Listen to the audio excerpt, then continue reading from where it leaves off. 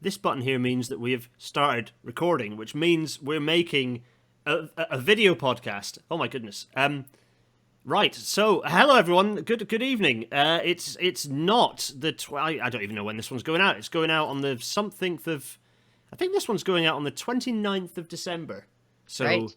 Yes, 29th of December. So everyone should be partying. Should be partied out, having had a raucous Christmas. No, everyone's going to just be at home on their own. So, and in fact, if I press this button here, Emily is here. Hello, Emily. Hello. Hello. We're partying hard for everyone who's potentially stuck at home. We don't know what the COVID rule is going to be doing by this point. So anyone who's stuck at home, we are partying. I have here tactical merchandise with a it's a hot chocolate. Actually, it's not hot anymore. It was hot. Infused with little Irish cream. So that's what I'm drinking just now. What on earth is that, Emily? So I found the recipe online. I wanted something sort of snowy, Christmassy. But I only like things that taste like they come from a sweet shop. So it's condensed milk and coconut milk, which seem to be kind of not mixing well in it. I'll probably be sick tomorrow morning either way, so I won't know what's caused it. And some cloves and cinnamon and some Malibu. It's both sweet and bitter at the same time. It's not good, but I've drank enough of it now that I'm not minding it. I was gonna say it's going down. I need to remember this teaspoon so that I can glug into this properly. The Irish cream. I went hard on the Irish cream, but yeah, it's good. It's good. Mugs available in the usual place, everyone. So. I also have mince pies. This is my confession: is that I might start crumbling through a mince pie soon. Thanks, Sainsbury's. I do have food as well, but I'm not revealing that till later. Till a specific moment. That's a spoiler. That is a spoiler. Spoilers. I mean, there's other things. I have mead and there's whiskey over there that I've got as backup whiskey if needed. So, oh my goodness. So basically, it's party time here in Peway Towers and also in Randall Round Towers, where there's a fantastic array of underground merch and paraphernalia. No, wrong way. Nice. Yeah, it's all backwards. But either side of us. Right. So Emily. Well, I tell you what. Let's go back to the slide deck and get things moving, because otherwise we'll end up just drinking and chatting for an hour. Which, to be fair, is actually what we're going to do. I'm going to start with this cursed image. This is a very cursed looking cake. And it's got like early 90s photograph vibes as well, because this photograph was taken in 1992 because it was my first birthday. If Thomas could have red eye, he would have red eye in that picture. That's how 90s photo vibes is. Yeah. I love my dear mother. And this, to be fair, a lot of work went into this, and it is actually brilliant, but also it's definitely got some serious cursed vibes. This is a cake made to look like a train or a locomotive. In this instance, it's Thomas. Apropos of nothing, my mother has wrapped it in licorice, which I now hate, and also decimated coconut is the grass, which I also hate. I have to remember to audio describe. This is Thomas the Tank Engine, and it looks like Thomas the Tank Engine is very sweaty, has like bulbous, strange eye, like it's Thomas the Tank Engine, but with Palpatine's face. And like the buffers have melted downwards. I think in defense of your mother, it's a little bit, you're being a little bit harsh on it. I think it's a good cake. It's a lot of work has gone into it. It has. Mum, if ever you listen to one of these, which I know you don't, I love this cake. And its shonky energy is actually it's heartwarming. And underneath it, you can see that underneath it there is a bit of what is an actually delicious. Mum's carrot cake recipe is excellent, so I can't complain too much. But anyway, there we go. And this got me thinking. Like, well, okay, we make cakey things related to railways all the time, but do we? Does the railway return the favour? Are there things that the railway has been created for the railway stations and the like that look edible, and this is what we're going to tackle in tonight's episode. Emily, to be honest, I'm gonna crack. I think let's just make the magic happen. Okay. Everyone, welcome to tonight's Rail Natter.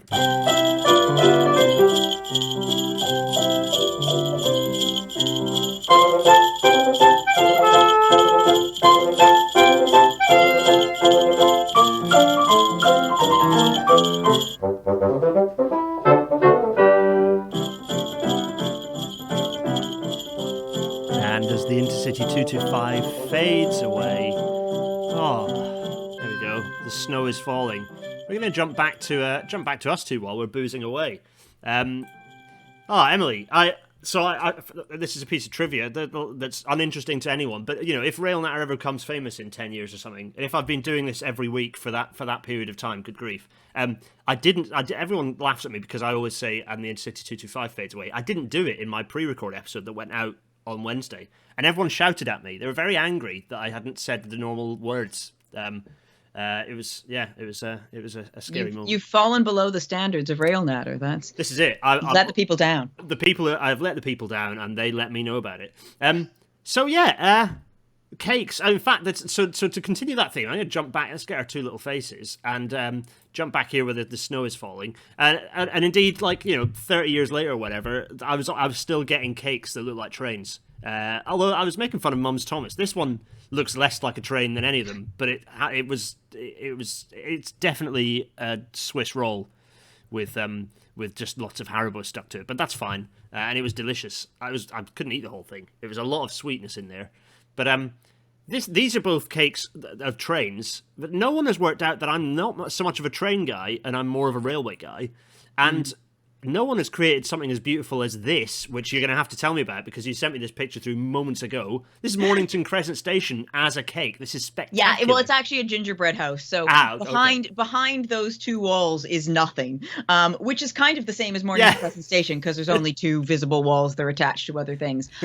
So my partner Paul and I made this cake this gingerbread house. Now I'm calling it a cake. Last Christmas. I'm going to be honest here. I bake the gingerbread and he did all the decoration. I am not artistic like that in any way, except for I cut out those bands, those white bands from candy straws and stuck them above the blue bit there. That was meant to be the station canopies, but we couldn't fit the name of the station on them in icing. But we were very keen to make a Leslie Green station because they do have that kind of chocolatey look on the front. It did look a bit redder before it dried. It's a bit browner than the station should be, but had a lot of fun with that. We haven't decided on what we're making this year. We want to go for a different, not a Leslie Green station, but I'll post it up on Twitter when we eventually come up with it. This is it. You'll have to do just that. I mean, this is just exquisite and delightful, and it kind of raises the point of that we are there are a variety of reasons why this ridiculous episode has come to fruition, and we're going to talk a bit about that in a moment. But it really does raise the question: well, are railway stations particularly, are railway things, paraphernalia, particularly edible looking, or do we have to hunt it out? And, well, we'll maybe work that out by the end of the episode. But, Emily, before we talk more about delicious edible railway things, let's go back to Big Faces. I haven't had a guest on for ages. I'm forgetting what buttons to press here. Emily, tell us about yourself. It's a pleasure to have you on. But if people haven't come across you before, what do you do, and where can they find you, all that sort of thing? Yes, I mean, for all your other guests who are railway people who work on the railways, people with expertise on the railways, I feel very behind them. But I am originally from Canada, from Edmonton, which is why I'm wearing an Edmonton Oilers hockey team Santa hat. But I've lived in Europe for about 11 years, the UK for 10 years. And when I grew up, there's a light rail that's basically just a glorified tram in Edmonton, but it was always the most exciting thing to ride. I loved it, particularly because we lived a 30-minute drive from it. So if you drove there, you were only ever taking it to a hockey game or a festival or something. So it was always associated with positive things. And then when I moved to Vienna, I rode on every tram, every U-Bahn, every S-Bahn, every bus. I was like, this is the best thing in the world. And I've always loved riding on public transport. And then I came to London and I loved it. And I was really enthusiastic about transport, but not in a way that, I wasn't keen to go rare track bashing, or I wasn't keen to sort of know the names of every train. I just liked riding on it. And I tried to go to a few events and things, but I never really felt like I was fitting the vibe of what was going on. And then about 2 years ago, well, yeah, just before the pandemic, two things happened simultaneously. One of them was that my friend Hugo, who I had met when I rode every bus in London in a year, he introduced me to a lot of his friends, and we got in a chat group together, which was all train and bus enthusiasts who had so much knowledge but were so welcoming and taught me things, and I learned so much from them. And at almost the same time, I met my partner, Paul, who is a massive railway enthusiast. All the stuff behind me, for the most part, belongs to him. And he was also very welcoming and helpful and taught me a lot. So I became very into railways very quickly from different sides and learned an awful lot. And then last January, I was on furlough and Paul was taking all the holiday he hadn't taken all year because of COVID. And we said, oh, we should have a project that we work on. And I suggested we come up with a podcast about the underground. So we started our podcast, which is called Roundel Round We Go. So roundel as in, which side is it? The underground roundel, it's backwards.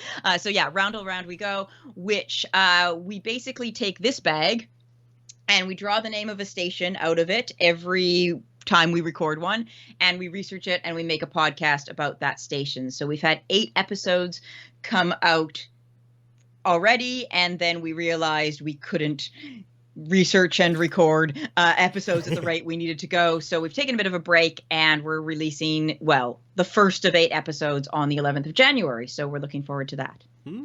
Fantastic. And that ties into... it ties into a bit what we were chatting about kind of earlier and what we chatted about when we first kind of bounced on the idea of what we might do for a Christmas special episode of Natter, which is the fact that it's interesting, you had that your first encounter with railway enthusiasm in the UK and the enthusiast community was maybe a little bit gatekeepery. We're not tarnishing the whole lot, the whole community with a brush, but there was a little bit of like knowledge gatekeeperism and like, and actually sometimes it's good to just entirely subvert that.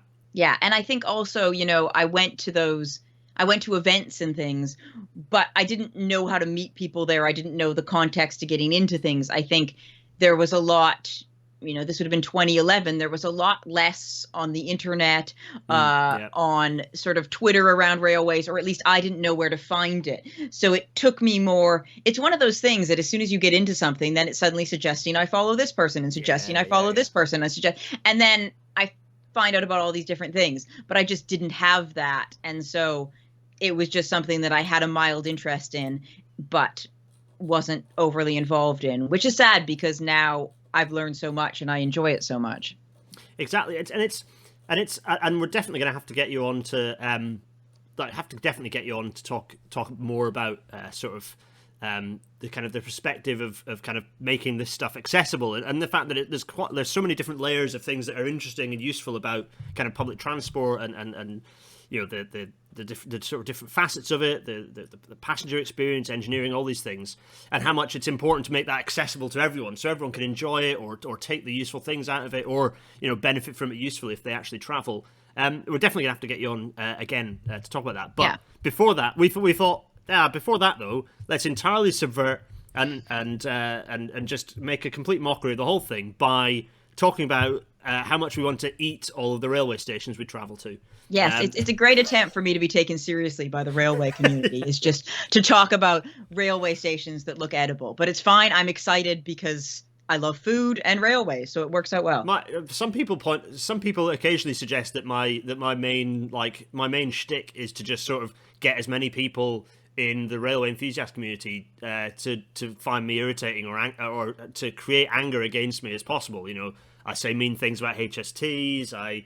I'm dismissive about steam trains, this sort of thing, and this is going to be no different. Where we're going to talk about how edible stations are. So, without further ado, because we've been yammering on already for some minutes already, 15 minutes we've been chatting away. I knew this would go like this. Fill your drinks, everyone. Actually, I'm nearly finished mine. I'm gonna get my pitcher and refill it. Oh wow! It's like a pitcher with a giant whisk in it. Yeah. It was the water pitcher I got home and poured out and was like, great, this is where my drink's going now. Yeah, there's definitely some, are they bubbles or is it curdled? I don't know. Oh, it could be, yeah. There's some strange lumps going on. That's good. I'm going to get a mince pie out. That's what I'm doing. Oh, dear. I made the mistake of I'm recording a podcast at the same time as eating mince pies with icing sugar on top. That's going to go well. What's going to happen there, you see, is I'm going to suffocate, choke on the icing sugar as it goes down my throat. So I've got that. Oh, I was thinking more you'd ended up with it all over your face, and it would be some sort of drug scandal or something. Oh, that'll be fine. That's fine. I'm thinking more about choking to death on the old icing sugar. Yeah. So let us return to this fantastic gingerbread Mornington Crescent. Let's do this thing. So we've picked off. Actually, I say that I'm going to go straight back to our big faces because for this episode. What have we done? Well, firstly, we're drinking all sorts of chaos. So this is a party, so we're doing that. We've got our hats. You've got sparkling lights behind you. There's a duck as well, which is very nice. Yeah. It's all happening. We have picked, and there's no particular order. There's no particular science behind it. We've not picked the best edible station. We've just kind of. It ended up being quite challenging to find edible. Like, there are lots of places that kind of, you could use your imagination and say, well, if this turned into a cake, I'd eat it.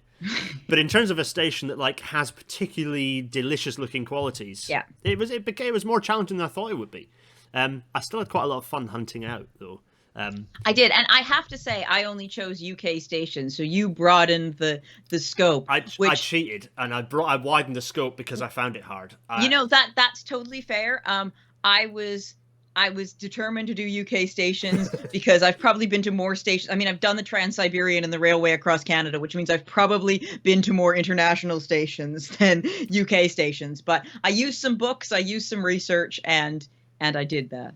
Yeah, well, this is it, and hopefully everyone will find some familiarity with some of these, and definitely in the chat. Hello to the chat who are chatting away right now as this goes out as a weird sort of live-ish episode. On Premiere. All of those in the chat, make your suggestions as to what stations you think are edible and then chuck them in the Discord. And then if there's particularly good suggestions that both Emily and I will slap our head about for not having thought of, then I'll post those on Twitter because that'd be quite fun to continue to talk about edible stations. Anyway, right, Emily, we're going to do it. So okay, let's do it. Let's do it. We're starting edible railway station number 1. It's one of yours. So we did 5 each, yeah. And we're starting with one of yours, which is Great Malvern in Worcestershire. And let's get the picture up here. Yeah. Just look at this.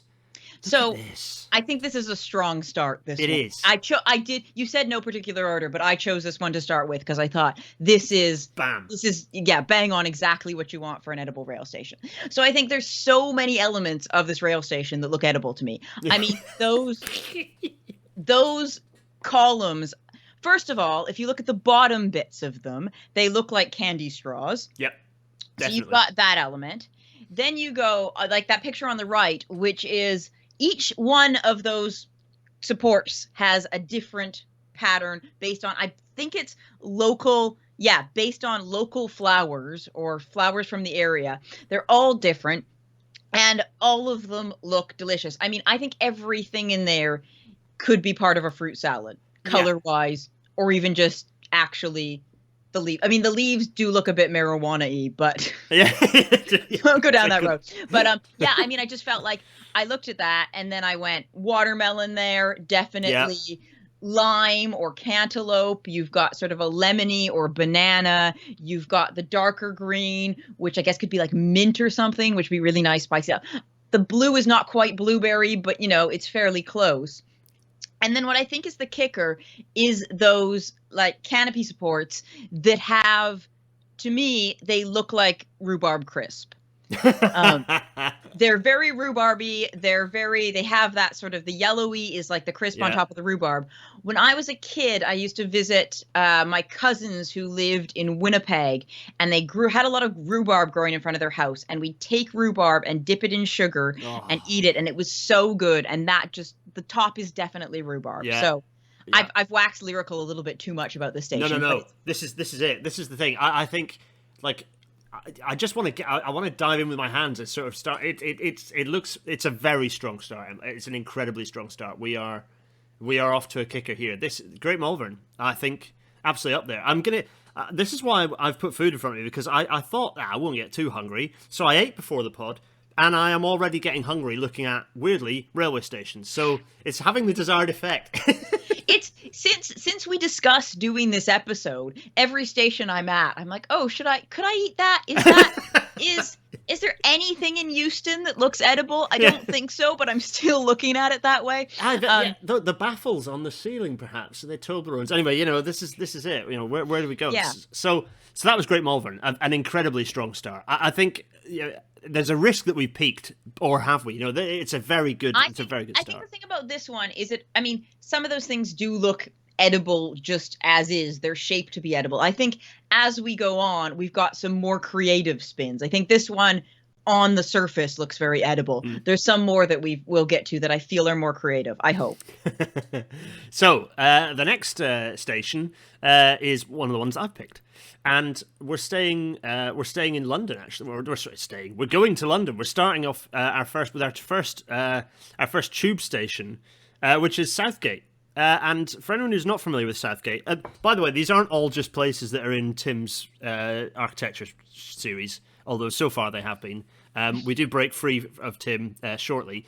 Southgate Tube Station, the reason being, look at it, it's like for me, this is saying a lot of things. It's saying, the first thing I think of is it's a Fray Bentos pie, which is, are you familiar with Fray Bentos pies? No, I had a puzzle that I did last year that was the brands that built Britain, which sounded really Brexity and probably was pretty Brexity in the way that it was presented. But it did have Fray Bentos on it, and I went, I don't know what that is, but I've heard of it. Fray Bentos occupies the same space as like Ginster's pasties do in terms of like the stand-up circuit of like food that's fun to make fun of. Yeah. Like a Fray Bentos pie, it comes in a tin. You microwave. You put it in the oven. Anyway, this Fray Bentos. You microwave a tin. That sounds quite dangerous. Yeah, don't do that. Do not do that at home, folks. But also like it's a bit of a flan vibe. Is this a stacked plate? What's on there? Is it a wedding cake? It's got kind of like the fact that it's got this quite. I suppose it's because the architecture is so striking, right? Yeah. That it's just singing edible to me. And then the sort of the sort of space aged thing on the top. Good grief, what could it be? I think before this you suggested also like cheesecake. Yeah, it does look like a cheesecake to me because it looks like you could make that in a springform pan. It has that that vibe, and like a cheesecake that's been.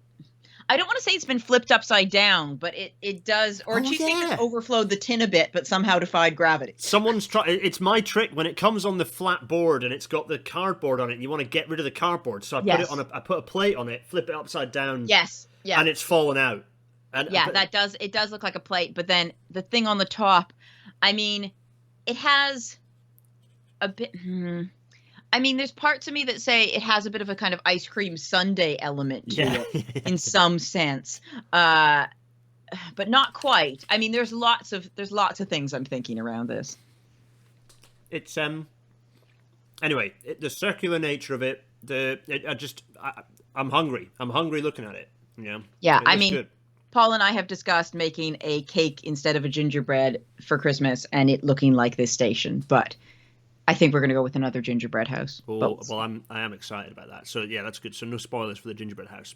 So, Southgate Station. So that sound that Emily won't have heard was a Class 156 on the West Highland line about 15 years ago. But it was also to signify that we have a bonus round, which is Emily's bonus cocktail submission. Which is, Emily, what is it? Well, so I thought Liverpool Lime Street, it's got lime in the name. That sounds great as a cocktail. I like margaritas and mojitos and daiquiris. They all have lime in them. That sounds quite appealing. I asked a friend from Liverpool if there was any sort of specific Liverpool drink, and he named some Liverpool breweries, and I thought probably not putting lime in beer, not really my idea of well, I don't know. I am so, again, I drink things that are basically taste like sugar, so I don't really know. But I think, I like Liverpool as a city. I've been there many times.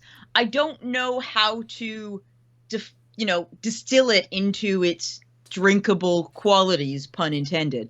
But I just think something sort of mojito-ish, maybe I don't feel mojitos are very Liverpool, but as soon as I see lime, that's what I think. So I think I think it is mojito. I think you go mojito, and then you'd need to like definitely like sort of think tank some twists to put on the mojito. But I don't know, mojito. It's got a bit of a, you know, people think of Liverpool, they think of the swinging '60s a bit. They sort of and it's got a bit of a stylish. Sometimes people go there for hen nights and things, so that's kind of cocktail.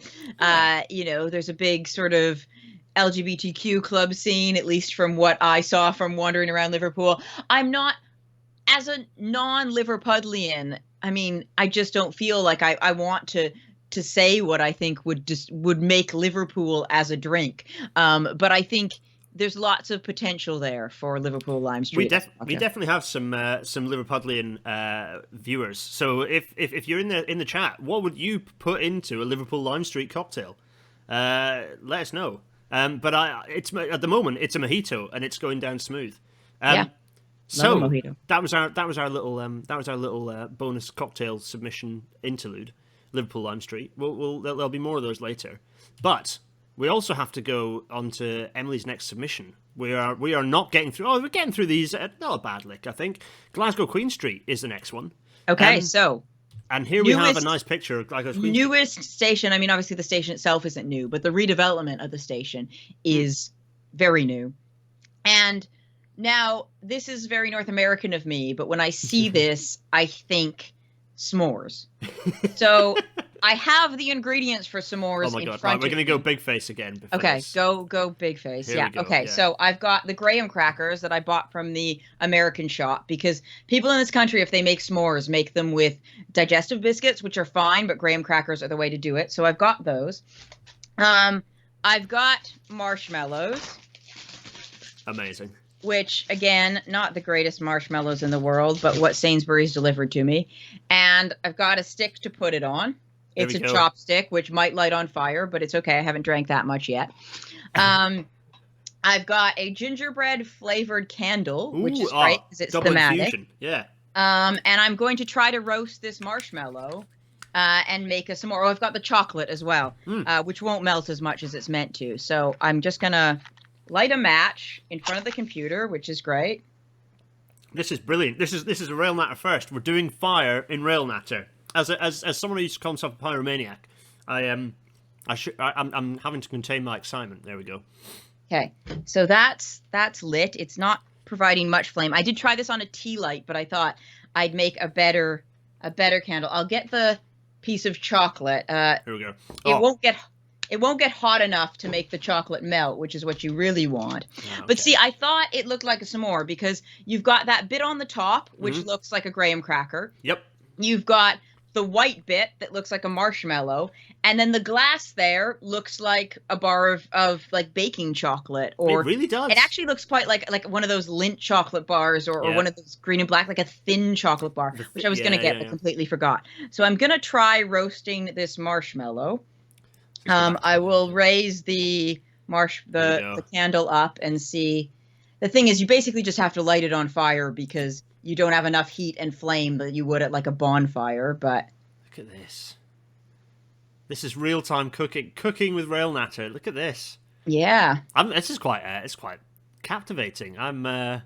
It's not going to be the best roast marshmallow because it's going to be super smoky from being on this tiny little thing. But it's really black on this side. No, that's not roasted. That's just carbon. Yeah, that's. Yes, I know it's just carbon, but it'll roast. Look, there we go. It's lighting. Oh, there we go. A bit. There we go. Oh, okay. So there's fire. We don't want to watch your house burn down in real time. So we're I don't want to do that either. But we'll let that. I wouldn't make them this carbonate. When I was a kid, I used to have them as a snack after school that I'd make in the microwave, which is obviously a really healthy snack. Amazing. But, yeah, definitely. That's so good for the put this in here. Chocolate, it's not cooked all the way through because it was made over a candle. But well, the only thing you could have done is just have like, I mean, having any larger a piece of fire in front of you would have just been dangerous. Yes, it would have been. So I'm making a really bad looking s'more. See the burnt bit, but there's actual marshmallow there. There is melted marshmallow in there. Yeah. And then there's the chocolate, and it's basically just Glasgow Queen Street. That is Queen Street. That's what it is. It's there just it is. Yeah. You've got the colors there. You've got the chocolate. It's really good. It is good. It's past the. It's excellent. Well, it tastes like carbon, but it's good.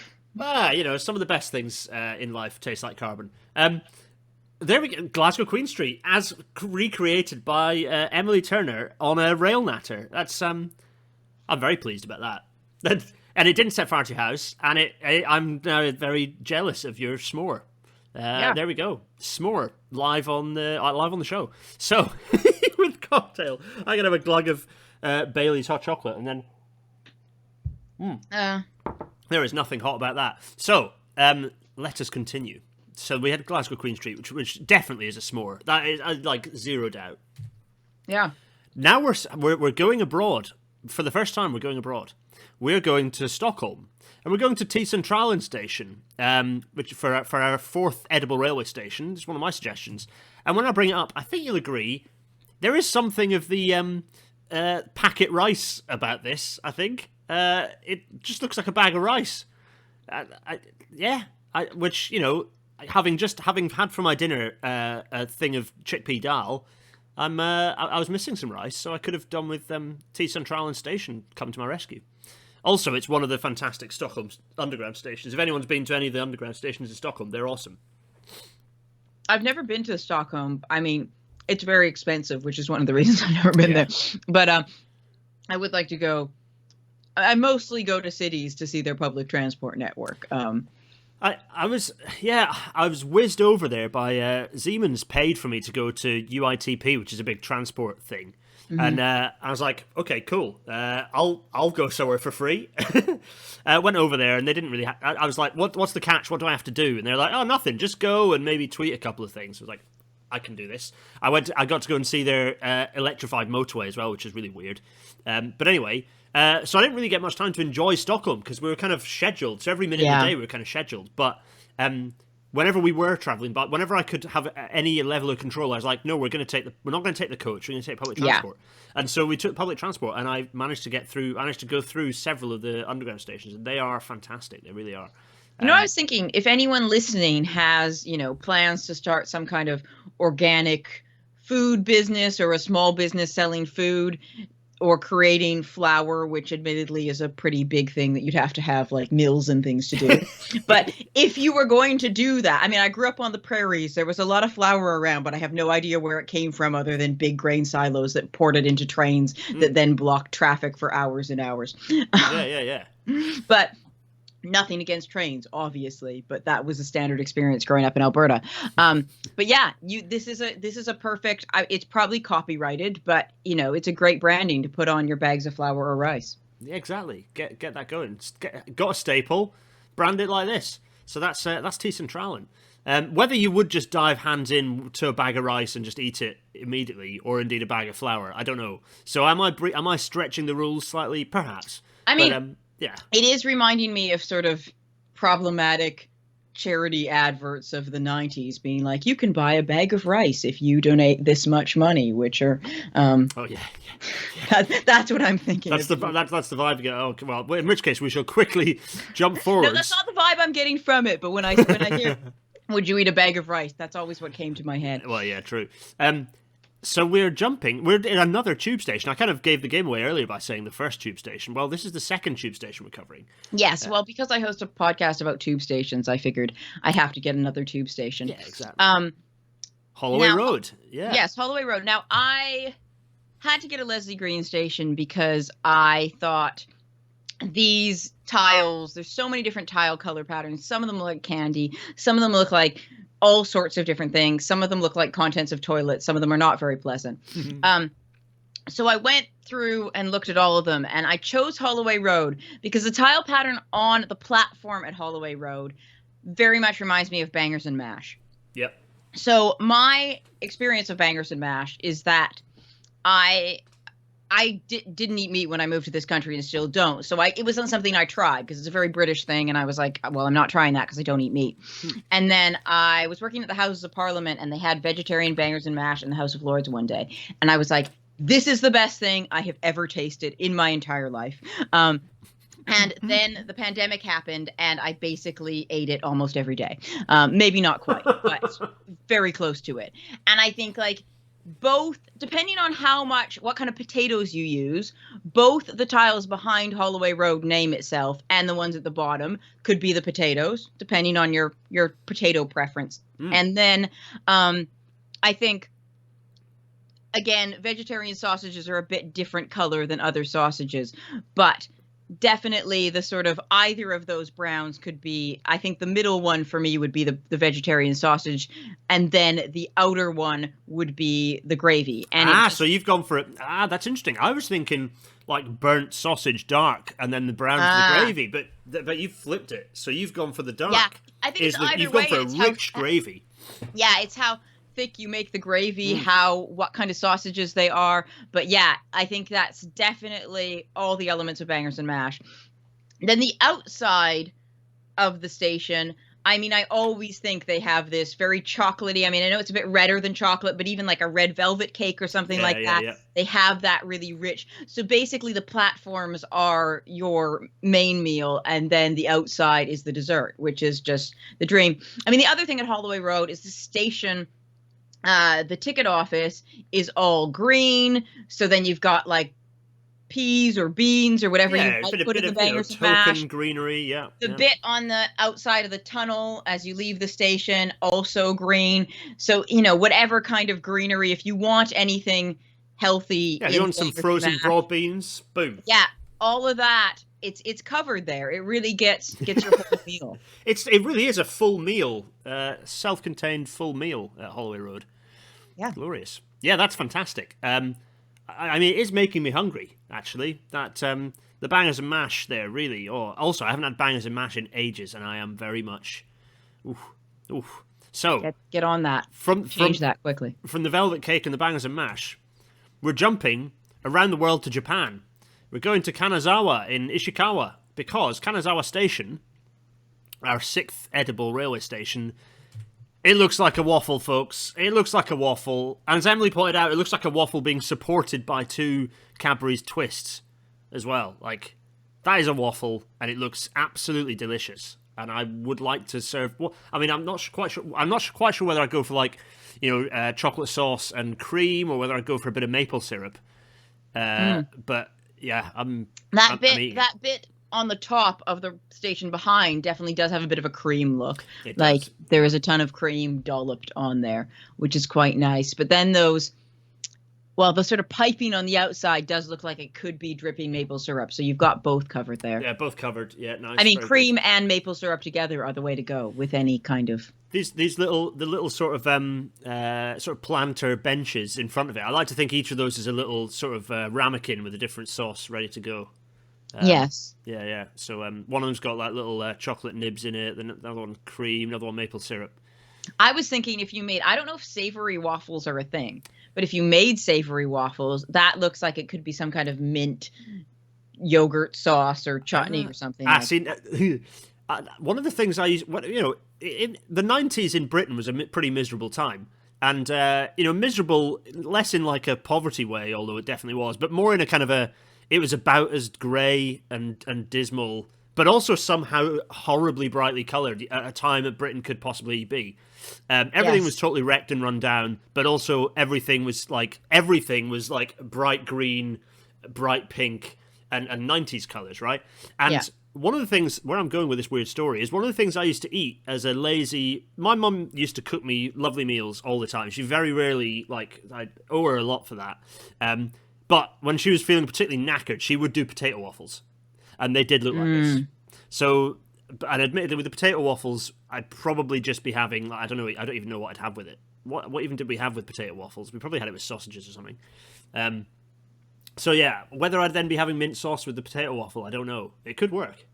Yeah, I guess potato waffles are a sort of more savory option of a waffle. I didn't think of them. I went through a weird phase when I was in Scotland for a few weeks of eating them all the time. But then I left Scotland and forgot the potato waffles. Oh, is it just a Scottish thing? Yeah. I don't know if it's just a Scottish thing. I do know that when I lived in Austria, I had a friend who was Scottish, and she was always talking about them. And I hadn't lived here yet, so I didn't really know the scope of things. And she was always talking about them, so I just thought about it as a Scottish thing. And then I went to Scotland and ate them, but they sell them here. I know that, but I thought they were a sort of Scots-Irish thing. See, but tatty I could be scones totally wrong. I'm foreign and misinformed. Tatty scones are definitely a Scottish thing. So like potato scones, they're really nice. Maybe it is the potatoes, because I've had the potato scones. Maybe I'm thinking of those, because I was like, I don't remember them being waffle shaped, but yes, it's potato scones I've had. Yeah, those are definitely I would say Scots-Irish. Yeah, for sure. So but those are great. They look a little bit like the roof thing here, actually. My strong recommendation for potato scones. This is such a segue. My strong recommendation for potato scones, and I'm sure there are station things. In fact, there was a station I picked out. Oh, which one was it? It was probably a Santiago Calatrava station, and it had potato scone shaped sort of quarter circles, like in the roof. Okay. And I was thinking, those do look like potato scones, so I should have included it now. Well, they do have the kind of look of acoustic baffles or something like that. They often have a similar shape there, and even the thing on top of Southgate Station isn't that unpotato scone-ish, I think. This is it, yeah. So strong recommendation for anyone who wants to eat a potato scone: go camping, and just when you're making your tea in the morning, just take one of the quarter scones, sit it on top of the kettle while it's boiling to make your tea on the stove. That's when tatty scones taste their best, is when they've just been toasted like that. Although if you obliterate them in the toaster and smother them in butter, they are also sensational. Anyway, potato scones. So, now, our next edible railway station. Emily, it's one of yours. We're heading to Stowmarket in Suffolk. Yes, Stowmarket, that neither of us knew how to pronounce 100%. We had to Wikipedia. We had to get the IPA up to actually know. We're not English. Or stout. Neither of us are English. We had no idea.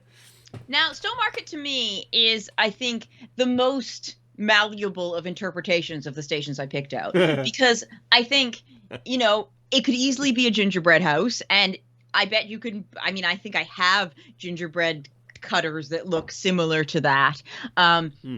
It could also be a cake, definitely has elements that some kind of wedding cakes and things have. So there could be it's got the accoutrements cakes at the top there, definitely. Yeah, and there's bread element.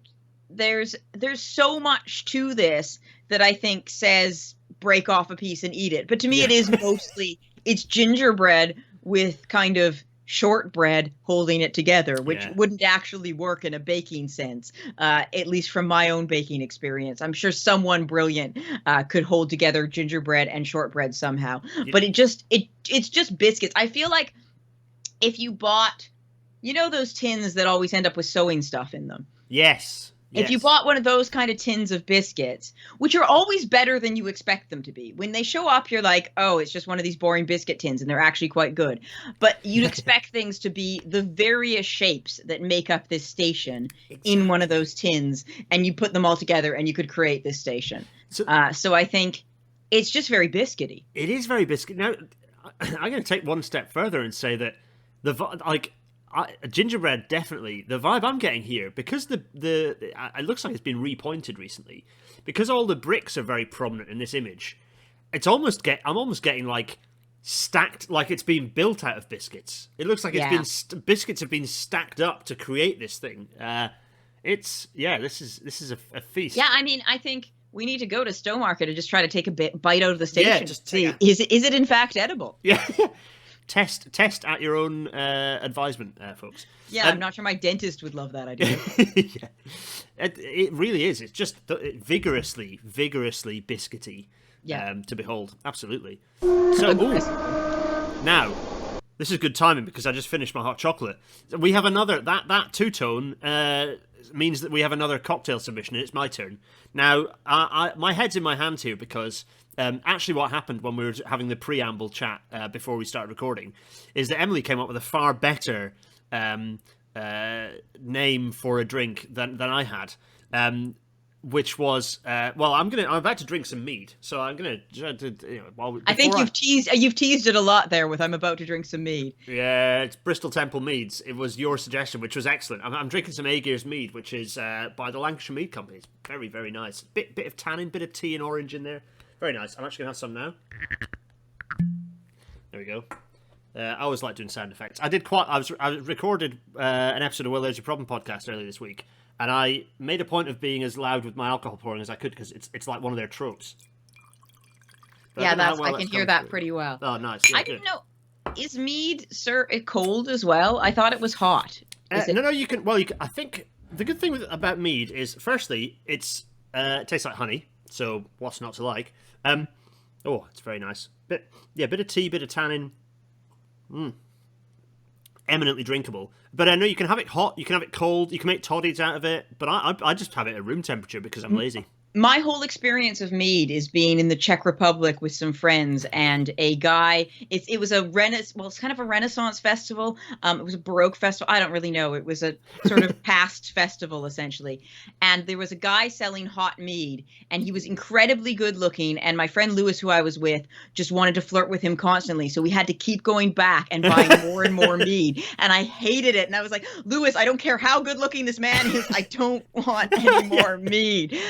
So I think that soured my experience of mead drinking, and I haven't branched out off that one mead because, I mean, he was a very good-looking man, but nothing ever happened between him and Lewis. So disappointing. See, for me, that feels like a win-win because I'm a sucker for mead. I don't know what Wales does quite a lot of mead, and my mum gets me meads for Christmas. She puts a mead in my stocking, a little mini, and I love that. Absolutely love that shit. So I'm all about the mead. But anyway, no, we have to go back. We've distracted from what I feel is a disappointing suggested cocktail, which it's a station that's no longer open. Actually, it was closed in 1989. It's Ampress Works Halt, and the reason I think this is a good cocktail name is because my suggested cocktail for this is a mixture of sherry and spiced rum, which is enough to knock your socks. Should be enough to knock your socks off. It's kind of like a bit of a Queen vibe, you know. She likes her Dubonnet and gin, so I was like, well, strong wine plus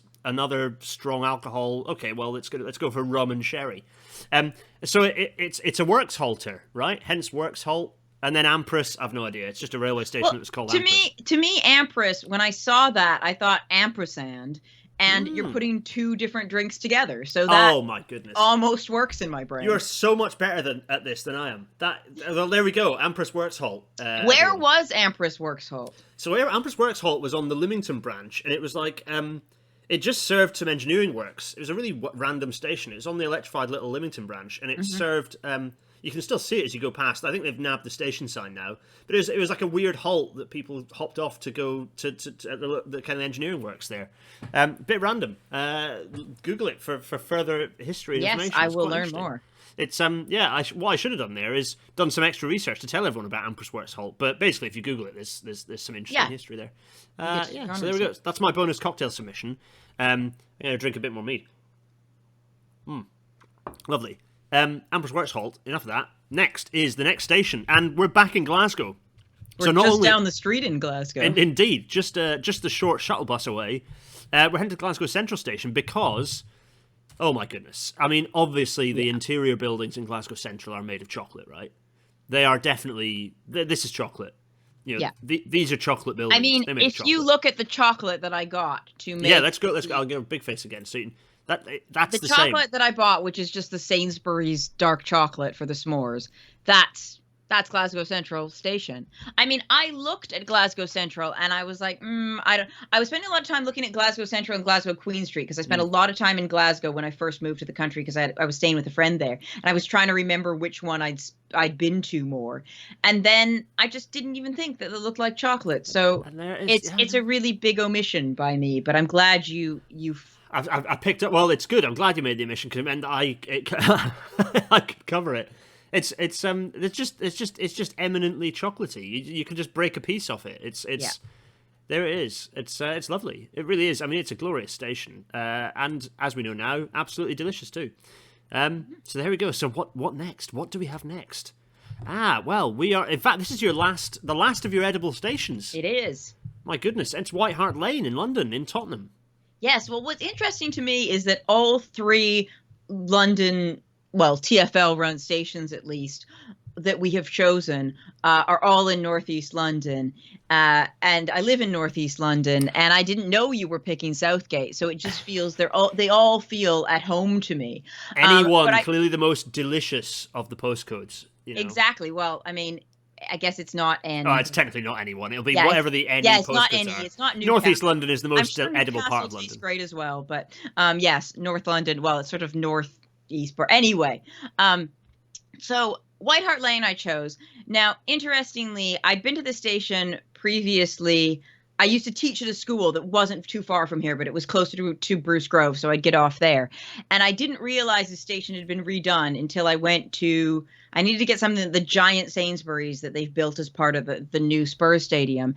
And I normally would take the bus there, but I was in a hurry, and I came here, and I was like, whoa, I didn't realize they'd redone the station. And I think you have the theme here with Glasgow Queen Street and this station. It seems to be that people are redesigning stations to look more edible, because this looks so edible to me. I mean, those terracotta pots that they've got all around the front are just Rolos. They're just Rolos. I mean, they're just Rolos. That's the first thing I saw when I walked up to this station and was like, oh yeah, okay, it's made out of Rolos. That's fine. Like, it wasn't until I Rolos. actually looked it up that I found out what they were, and that they were supposed to represent the sort of history of Tottenham. But no, they're just Rolos. It's just Rolos. Then maybe a little bit more of a stretch, but I think the orange of the overground kind of spins my head in that direction. And also that picture where the guy is in the orange hive is, I think it was making me think orange. And the overground is such a strong orange color. Of any of the colors on the tube map, it is really, that's the most immediate sort of food one. And I think, I mean, I guess it helps that orange the food and orange the color are the same name. But anyway, I was thinking those arches on those filled in railway arches do have a bit of a Terry's chocolate orange, dark chocolate kind of vibe as well. They do. Maybe a little bit darker. And then I was also thinking the wood paneling on the ceiling, that has a very sort of breadstick Grassini kind of. Interesting. Yeah, gone full Grassini with the ceiling. Yeah. Yeah. So there's a lot of different elements that are very food-ish in this station, but I think definitely the Rolos on the outside are the strongest point. Those are very clearly Rolos. White Hart Lane leading in on the confectionery element, very much so. Which is interesting on two fronts, because Terry's chocolate oranges originated in York, weirdly, south of the city.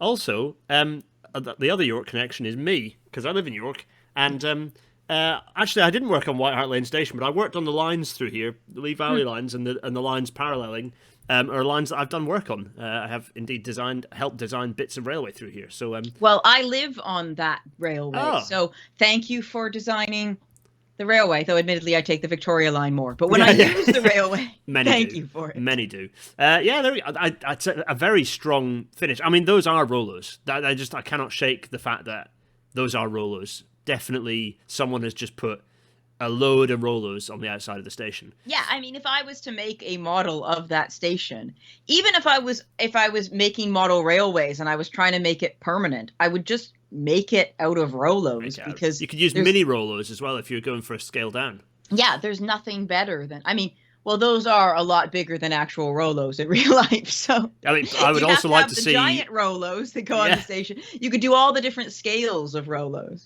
I would quite like to see Rolos that are the size of those terracotta pots. Actually, if we're going to flip it on its head, that would also be good. Which, if indeed the station turned out to be edible, they would be. So there we go.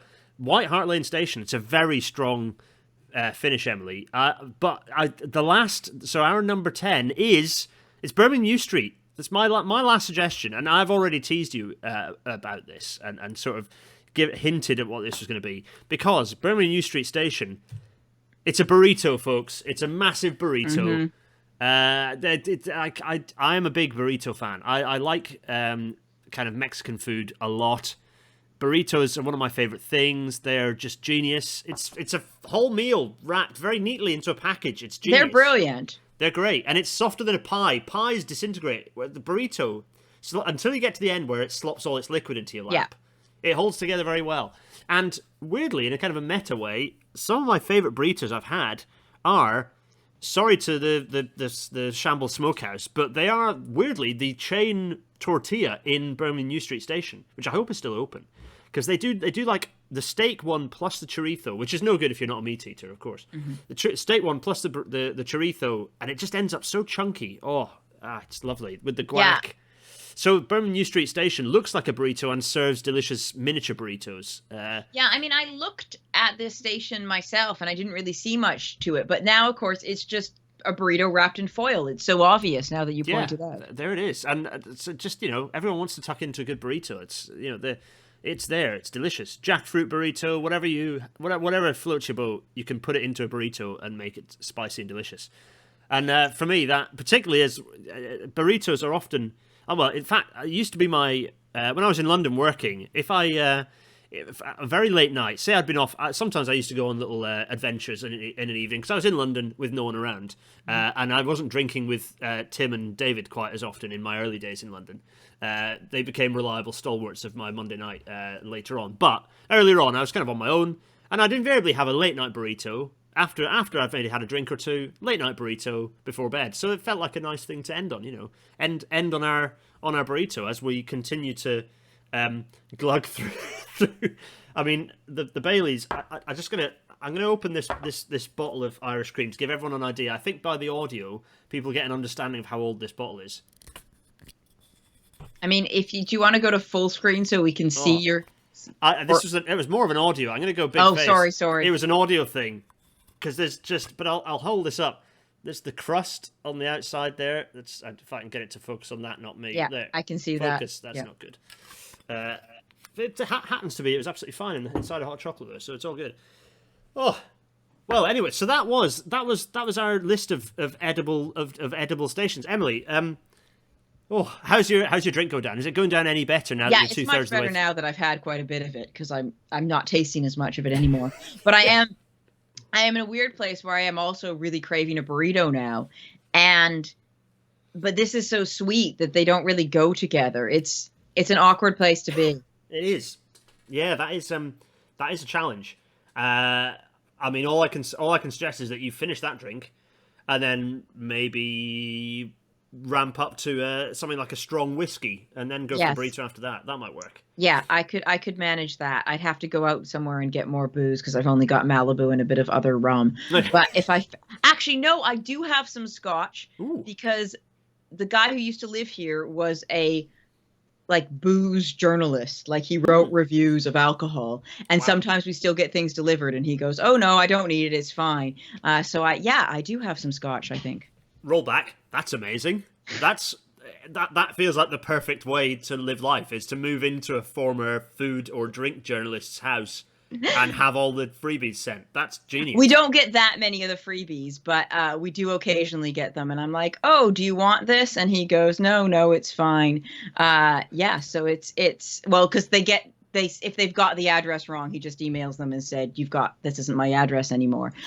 So it's a case of diminishing returns. There are fewer fun freebies. I've been in this house, a year and a half now. So it is getting to the point where I'm getting less and less of them, but we did have a few to begin with.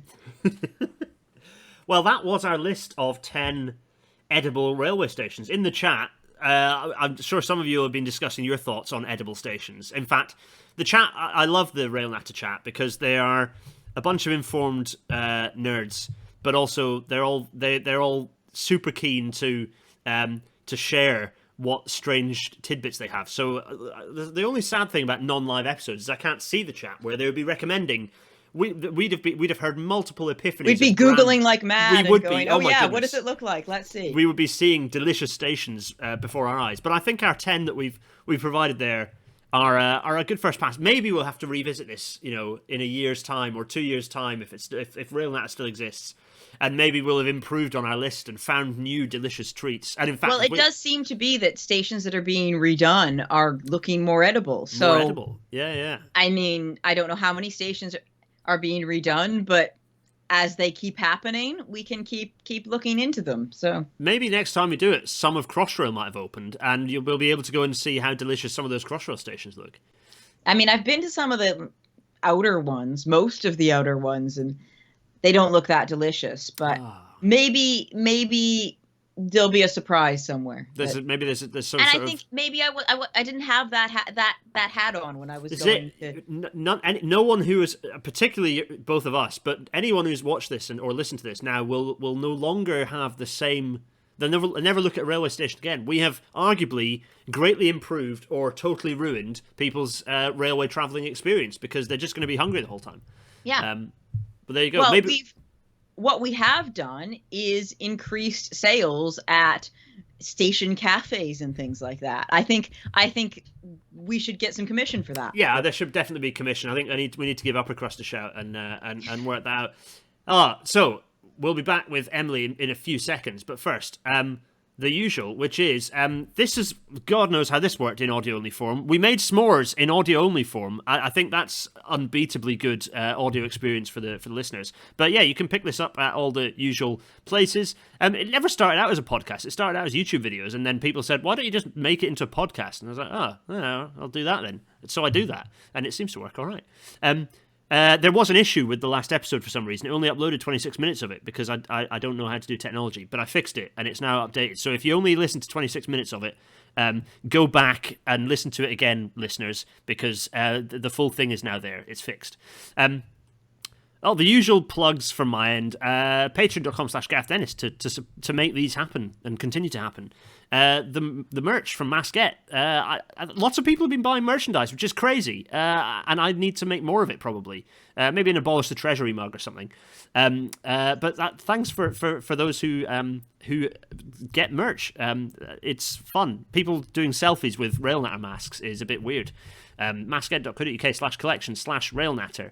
PayPal.me/GarethDennis to chuck pennies at me and abuse or whatever you happen to, or nice comments. Actually, people generally say nice things on PayPal. They say, "Oh, I enjoyed that episode. Here's £3.50, which is very nice." And then the Discord server is where the chat happens that's been going on inside, happens more, and it happens in the middle of the night. So if you're into that sort of thing, then GarethDennis.co.uk/Discord. Now, that's enough of my plugs. It's Emily's turn, because here is a nice high-resolution version of the Randall Round We Go logo. Yes. It looks fantastic. Emily, yes, lovely. It's by my friend Colleen. You can look them up at Little Foible on Instagram because they do some incredible drawing work. But to talk about the actual podcast, so yes, we've got 8 new episodes, well, not coming out at once, but coming out weekly, starting on the 11th of January. I won't tell what the stations are because they get picked out at the end of each episode, and that's kind of the fun of it. We've already got 8 episodes on all podcast providers that you can find. You can follow us on Instagram at Roundel Round Pod, where we've been doing an advent calendar of 2 books that's really hokey looking, but I kind of love it. And we also do, as episodes come out, we do quizzes about the stations on our stories, which is fun. And at Roundel Round Pod on Twitter, which is a lot of me whenever I'm on the underground anywhere, just taking photos and saying which station and people getting involved in guessing. And remarkable, like I'll show 2 tiles and people can guess it immediately. And I'm incredibly impressed by people. But so you can find us there or listen to the podcast. Me personally, you can find at ET Right Home on Twitter. Yes, that's it. And it's a very good handle. I like it a lot. You can get all of that, and we are excited about making new podcast episodes and more coming out. It's been a big learning journey because I'd never done any kind of audio things like that before, but we've had a lot of fun, and I've learned so much about underground history, more than I ever needed to know. But now it comes fast and furious to me when we're doing new episodes, and I'm always so excited when I know the facts before we begin. It's good fun. It's on my Spotify listening. I've been soaking up a lot of podcasts recently. I've been walking to work more when I have been going to work. I'm not going to work to the office anymore because of Rona. Yeah. But it's been nice when I have been walking to the office. It's been nice to listen to podcasts, and this is one of the ones I've been picking up. It's great. It's really good. I can hard relate to the idea of this all being completely brand new, because even though I have been doing Railnatters now for like a good year and 3 quarters, I still have no idea what I'm doing at any given moment. So yeah, it's good fun. It's nice, and it's nice when people It's nice when you see people enjoying it, and it's good fun. So yeah, round we go. It's been fun because there's been people who, just people who are friends of mine who, a lot of friends listened for the first episode and were like, great, never listened again. But some people who aren't railway fans at all just got really into it because they like learning about the history of the areas and the history of the stations. So it has a nice mix of people listening so far. This is it, and it's what I strive to do with Rail Natter, which is making this stuff kind of hopefully a bit fun and accessible for everyone. So there are no barriers. This isn't a Rail Natter. It's okay. People who like railways, people who are super nerds can watch it and hopefully get something out of it. But also hopefully it's accessible for everyone. And I think you definitely tick that box of it just being really interesting and accessible. And there's some really nice stories in there. It's great. Yeah. And it's nice because I'm sort of the every person in it. I'm like, oh, I don't know anything about this. Paul knows more, so we have more of a conversation. And I often say things like, I don't know what that means. I don't understand this. Can you explain this? And so and I think what you do very well on Rail Natter is just make sure things are explained and make sure anyone who's listening, whether or not they have a railway background, understands it. It's one of the good things about the chat actually in the side, which is that people ask me questions in there and I pick it up, and if I've said a thing without realizing it, because there's always a danger of slipping into using a jargon term. I try and avoid it, but occasionally one slips past, and they'll catch me out, and I will have to correct myself. So that is one advantage of the live side. I mean, it's hard in any industry. You use the jargon day to day, and then suddenly you're in another context. It's the same with teaching. People have no idea what you're talking about if you start talking about some kind of specific term and go, oh, yeah, you don't work in this world that I know. Yeah. So that's round we go. Next week's Rail Natter episode is Dr. David Turner, friend of the show, is joining us. And we're going to be talking about Xmas holidays by rail, Edwardian style. And I've used Xmas deliberately because the Edwardians used Xmas on their posters, which I kind of hadn't really realised and found quite entertaining. So, and this is quite a nice poster that I've nabbed and is in the background with a nicely little hand-drawn dog with a collar with a luggage label around its neck, which tickled me because I'm simple. So, that's episode 95, Xmas Holidays. That'll be next week. It's another pre-record, of course, but join. It should be fun. Something nice to just put on the background while you're doing your various Christmas shenanigans, I should hope. Oh, so that's Natter. And then after that, the new year. Well, in fact, that will be in the new year. That'll be the first episode of 2022. Good grief. 2022. It's only... What is this, 29th? It's only a few days away from now. It's not a few days from... It's the 17th of December for us in real life. So it is a few days away in the grand scheme of time. Exactly. But... Yeah, if you look at the total of cosmic time, it's a blink of an eye away. 2022, that's like the proper future. 2021 was like, well, it's still the start of the 2020s. 2022 is like, no, we're well and truly into the 20s. It's the proper like sci-fi future. And it looks about as shabby as the 2000s did. So nothing changes. Well, some things change. Yeah, maybe not for the better, but we'll hope. We can hope. We can hope. Well, I suppose actually, have a nice Hogmanay and a nice New Year, everyone. But in the meantime, let's go back to our big faces and say a proper goodbye to Emily. Emily, that's been so much fun. I've had a tremendous time. Don't disappear when the credits roll. Don't disappear. I always forget to tell guests this. It's like I said don't talk over the intro bit because the sound you can't hear the sound. And then don't go at the end because I get to say a nice goodbye properly. Everyone, thanks for listening. And watching. It's been a joy to have you along, even though we are separated by time somewhat. Emily, thanks so much for joining us. It's been a pleasure. It's been so much fun and. I look at railway stations entirely differently now, and I hope the people who are watching and listening do the same. And maybe some of them are architects and engineers and people who are designing stations and going, let's make this look more edible. And that's what we want in life. That's what we want. So the next step is to really just build them out of like bring in 3D models of foodstuffs. And design your stations that way. That's the next step. And everyone should know that Emily and I will be right there to record another episode of this and sing your praises. Oh, Emily, it only really remains for both of us, really, to vigorously wave cheerio to everyone who's joined us. Have a happy new year, everyone, and see you in the new year. Cheerio! Bye!